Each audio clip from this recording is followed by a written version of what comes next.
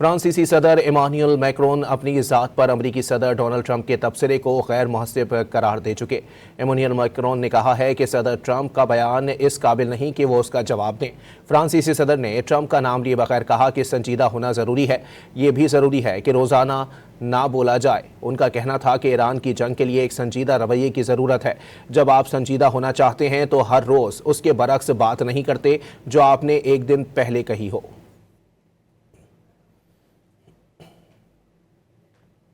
फ्रांसीसी सदर Emmanuel Macron अपनी ज़ात पर अमरीकी सदर डोनाल्ड ट्रंप के तबसरे को गैर मुहस्सिब करार दे चुके। इमानुएल मैक्रोन ने कहा है कि सदर ट्रंप का बयान इस काबिल नहीं कि वो उसका जवाब दें। फ्रांसीसी सदर ने ट्रंप का नाम लिए बगैर कहा कि संजीदा होना ज़रूरी है। ये भी ज़रूरी है कि रोज़ाना ना बोला जाए। उनका कहना था कि ईरान की जंग के लिए एक संजीदा रवैये की ज़रूरत है।